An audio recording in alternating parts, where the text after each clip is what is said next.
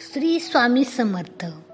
घरातील या 3 वस्तू चुकूनही इतरांना देऊ नका, अन्यथा पश्चातापाची वेळ येईल. श्री स्वामी समर्थ.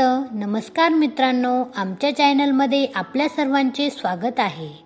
आजच्या व्हिडिओमध्ये आपण पाहणार आहोत की घरातील अशा कोणत्या 3 वस्तू आहेत जे दिल्याने घरातून लक्ष्मी निघून जाते, घरावर आर्थिक संकट येते. मित्रांनो, हे आपण एका छोट्या कथेच्या माध्यमातून समजून घेणार आहोत. व्हिडिओ शेवटपर्यंत नक्की बघा. चॅनलवर नवीन असाल तर चॅनलला सबस्क्राईब करून ठेवा. एक अमरापूर नावाचं गाव होतं. त्या गावामध्ये रत्नावती नावाची स्त्री राहायची. रत्नावती ही एक अतिशय साधी, निस्वार्थी आणि दयाळू स्त्री होती. ती आपल्या कुटुंबासाठी जीव देण्यास तयार होती. तिचे हृदय इतके कोमल होते की ती प्रत्येक प्राण्यावर प्रेम करायची, गावातील प्रत्येकाला मदत करायची. तिला सवय होती. ती इतकी निस्वार्थ होती की स्वतःच्या गरजाचाही ती दुसऱ्यांच्या गरजेपेक्षा कमी महत्त्वाची मानत असे. रत्नावतीचा नवरा कठोर परंतु प्रेमळ माणूस होता. तो आपल्या कुटुंबाच्या प्रती खूप जबाबदार होता. तो दिवस रात्र कष्ट करून कुटुंबाचे पोट भरत असे. रत्नावतीच्या साधेपणाचा त्याला खूप आदर होता, पण कधीकधी तो रत्नावतीच्या अतिसाधेपणामुळे चिंतेतही असायचा. त्याला वाटायचे की रत्नावती इतरांच्या फसवणुकीला बळी पडू शकते.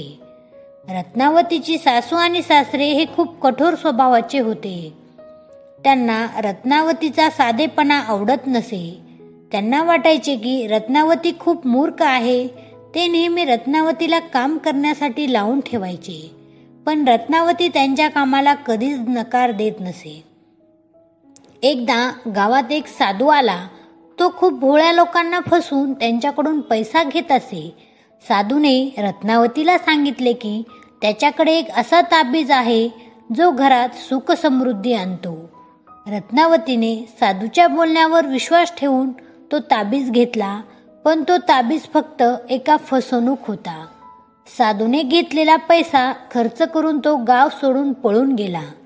रत्नावतीला समजले की ती साधूच्या फसवणुकीला बळी पडली आहे. ती खूप दुःखी झाली. तिच्या नवऱ्याने रत्नावतीला सांगितले की तिने अशा प्रकारच्या गोष्टीवर विश्वास ठेवू नये.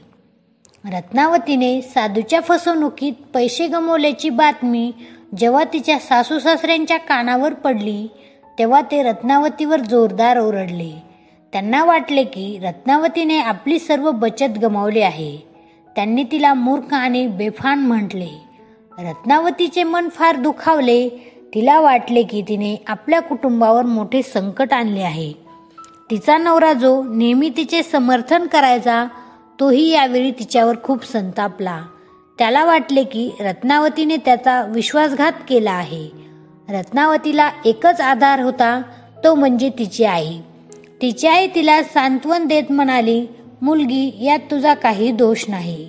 साधूने तुला फसवले, तुला याची जाणीव नव्हती.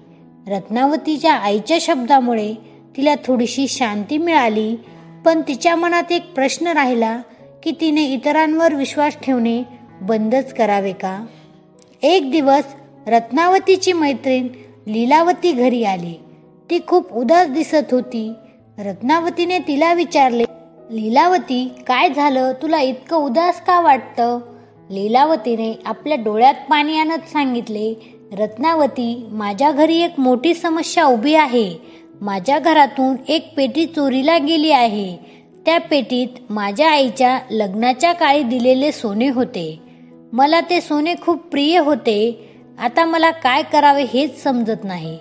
मी सर्वत्र शोधली, पण ते सोने कुठेच सापडले नाही. रत्नावतीने लीलावतीला सांत्वन देत म्हटले, अरे तू चिंता करू नकोस, नक्कीच ते सोने सापडेल. लीलावतीने पुढे सांगितले, रत्नावती, मला एक गोष्ट सांगायची आहे. या सोन्याच्या पेटीबद्दल एक दंतकथा आहे. ही पेटी देवीच्या आशीर्वादाची आहे. ज्याच्यामुळे ही पेटी असते त्याच्या घरात सुख समृद्धी असते. पण जर ही पेटी चोरीला गेली तर त्या घरात दुर्दैव येतं. मला वाटते की याच कारणामुळे आमच्या घरात अनेक समस्या उद्भवत आहेत. रत्नावती ही खूप भोळी होती. तिने लीलावतीच्या या कथेवर विश्वास ठेवला. तिला वाटले की जर लीलावतीच्या घरातून सोने चोरीला गेले तर त्यांच्याही घरात काहीतरी वाईट होऊ शकते. लीलावतीने पुढे सांगितले, रत्नावती, तुझ्याकडे सोने आहे ना? जर तू मला थोडेसे सोने देशील तर मी त्यासोबत देवीची पूजा करीन. कदाचित देवी प्रसन्न होऊन माझे चोरलेले सोने परत देईल. रत्नावतीने लीलावतीच्या या विनंतीला होकार दिला आणि तिने लीलावतीला थोडेसे सोने दिले. लीलावतीने ते सोने घेऊन खूप आनंद झाला. तिने रत्नावतीला धन्यवाद दिले आणि घरी गेली. खरं तर लीलावतीने ही सगळी कथा फक्त रत्नावतीला फसवण्यासाठी रचली होती. तिला रत्नावतींकडून सोने मिळवायचे होते. तिने ही काल्पनिक कथा रचून रत्नावतीच्या भोळ्या स्वभावाचा फायदा उचलला. लीलावतीने रत्नावतीकडून मिळालेले सोने एका महाजनाला विकले आणि त्या पैशांनी तिने आपल्यासाठी काही नवीन कपडे आणि दागिने खरेदी केले. एकदा लक्ष्मी माता तिच्या स्वप्नात आली आणि तिला सांगितले, रत्नावती, तुझा दयाळूपणा ही तुझी शक्ती आहे, पण तुझ्या या दयाळूपणामध्ये आंधळी होऊ नको. काही वेळा आंधळा दयाळूपणा नुकसान करू शकते. पण माता लक्ष्मीच्या बोलण्याकडे तिने लक्ष दिले नाही. एके दिवशी तिची मैत्रीण श्यामली तिला भेटली. श्यामली ही खूप हुशार आणि महत्त्वाकांक्षी मुलगी होती. तिला शिक्षण घेऊन मोठे व्हायचे होते, पण तिच्या कुटुंबाची आर्थिक परिस्थिती खूपच बिकट होती. तिच्या वडिलांच्या आजारपणामुळे घरात पैशाची खूप तंगी होती. श्यामलीने आपल्या शिक्षणाचा खर्च स्वतःच उभारण्याचा निर्णय घेतला. तिने दिवसातून अनेक तास काम करायचे, पण तरीही तिच्याकडे इतके पैसे नव्हते की ती शिक्षण घेऊ शकेल. एक दिवस श्यामली रत्नावतीला भेटली. तिने रत्नावतीला आपली कहाणी सांगितली. तिने सांगितले की तिला शिक्षण घ्यायचे आहे, पण तिच्याकडे पैसे नाहीत. तिने रत्नावतीला आपल्या बांगड्या दाखवत म्हटले, रत्नावती ताई, माझ्याकडे हेच तर आहे. या बांगड्या तू विकत घे आणि मला त्या बदल्यात पैसे दे. त्या पैशांनी पुस्तके खरेदी करीन. ह्या बांगड्या माझ्या आजीने मला दिल्या होत्या. आजीची आठवण म्हणून मी त्या ठेवल्या होत्या.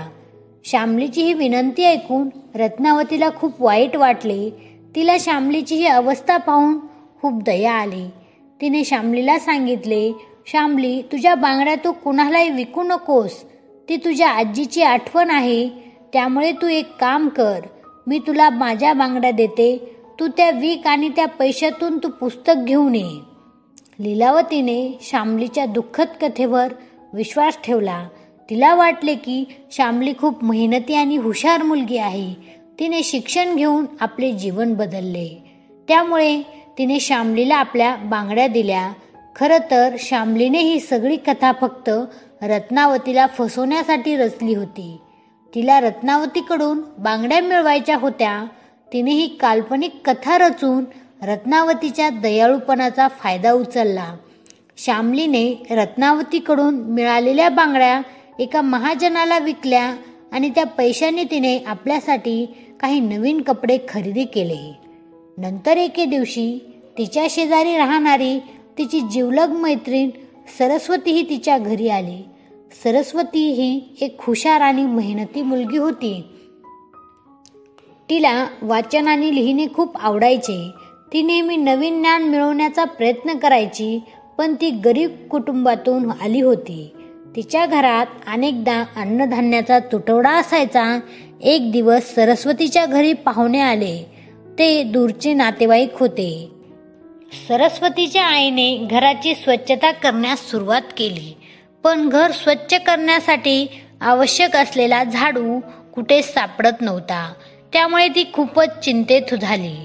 यावेळी रत्नावती तिच्या घरी आली.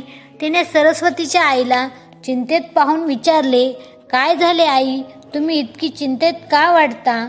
सरस्वतीच्या आईने रत्नावतीला सगळी गोष्ट सांगितली. रत्नावतीने सरस्वतीकडे पाहून विचारले, सरस्वती, तुझ्याकडे झाडू नाही का? सरस्वतीने लाजून डोके झुकवले.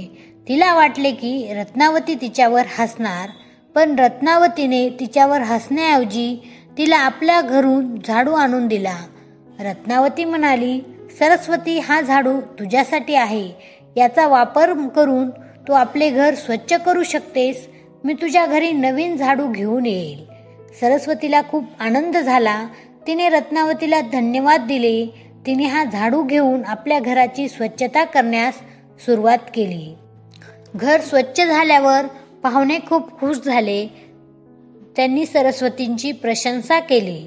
लक्ष्मी मातेच्या या शब्दाकडे रत्नावतीने दुर्लक्ष केले. तिने आपल्या घरातील सारे दागिने, झाडू आणि बांगड्या एका दिवसात गरिबांना दान करून टाकल्या.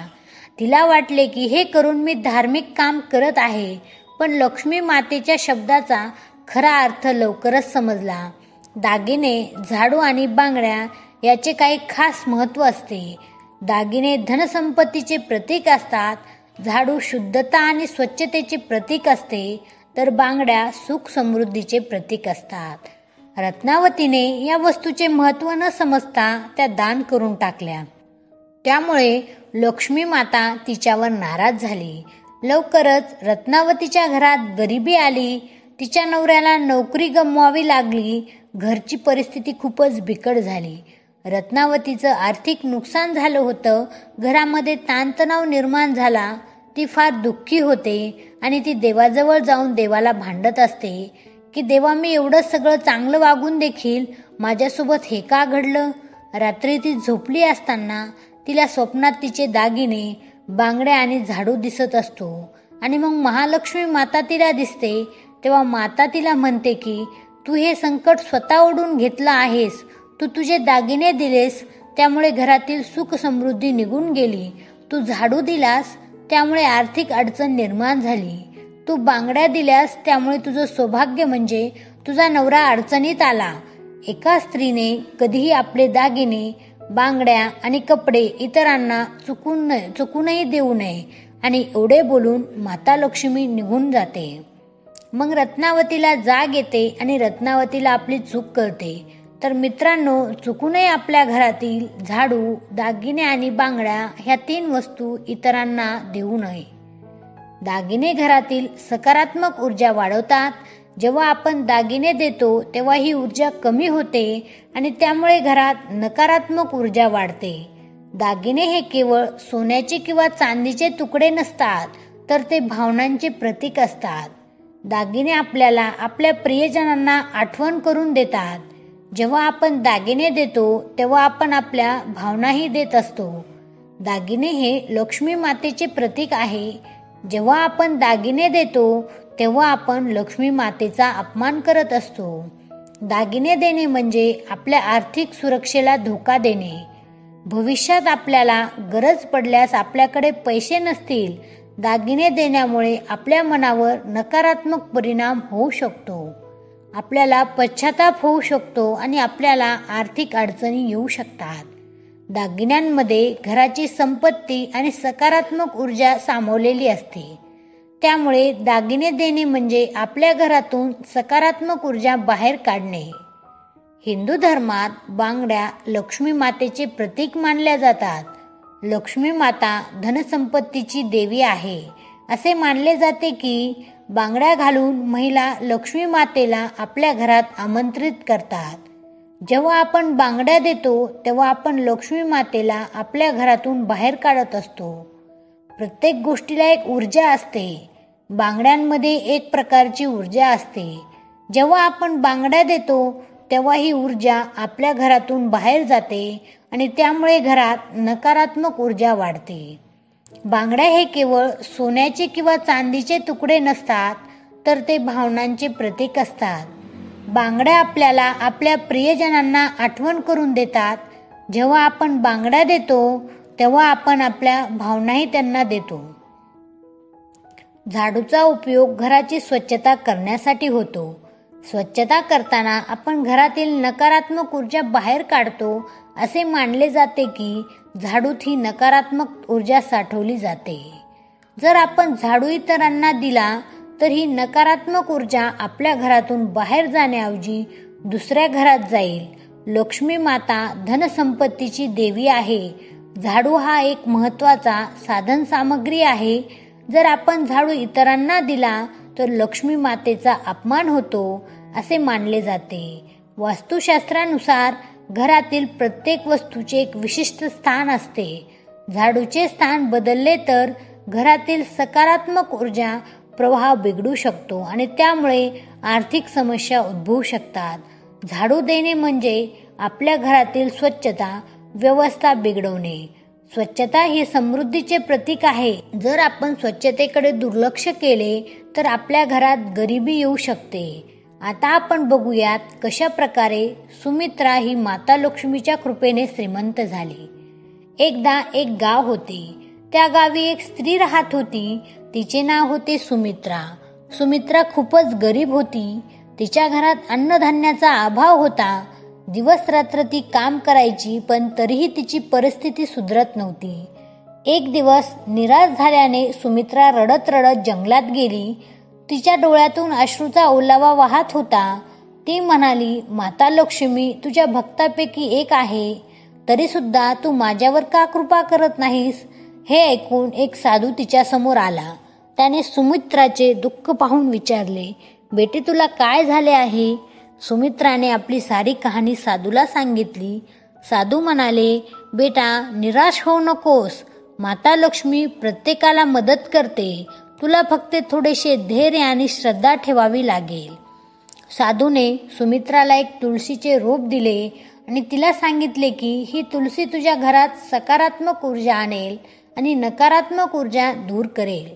तुला फक्त दररोज सकाळी उठून ही देवाच्या मंदिरात ठेवावी आणि त्याची पूजा करावी. तसेच या तुळशीच्या पाण्यात उकळून ते पाणी घरात शिंपडावे. तुझे सर्व दुःख दूर होतील. नंतर साधूने सुमित्राला एक मंत्र शिकवला. ओम महालक्ष्मी नमः. त्याने म्हटले, बेटी हा मंत्र जपल्याने माता लक्ष्मी प्रसन्न होईल. तू रोज सकाळी उठून स्नान करून शुद्ध कपडे घाल. नंतर एक दीपक लाव आणि माता लक्ष्मीची पूजा कर. पूजेनंतर हा मंत्र जप. असे तुला 7 दिवस करावे लागेल. सुमित्राने साधूच्या सल्ल्याचे पालन केले. रोज सकाळी ती उठून स्नान करायची, दीपक लावायची आणि माता लक्ष्मीची पूजा करायची. त्यानंतर ती ओम महालक्ष्मी नमः या मंत्र जपायची. 7व्या दिवशी जेव्हा सुमित्रा मंत्र जपत होती तेव्हा माता लक्ष्मी तिच्या स्वप्नात आली. माता लक्ष्मी म्हणाली, बेटी तुझ्या श्रद्धेमुळे मी प्रसन्न झाले आहे. मी तुझ्यावर कृपा करेन. दुसऱ्या दिवशी सकाळी सुमित्रा उठली तेव्हा तिला आश्चर्य वाटले. तिच्या घरात अन्नधान्य भरपूर होते. तिच्या आयुष्यात एक नवे वळण आले होते. ती आता आनंदी आणि समृद्ध होती. व्हिडिओ आवडला असेल तर व्हिडिओला एक लाईक जरूर करा आणि असेच नवनवीन व्हिडिओ पाहण्यासाठी आमच्या चॅनलला सबस्क्राईब करून ठेवा आणि कमेंटमध्ये जय महालक्ष्मी असे लिहा.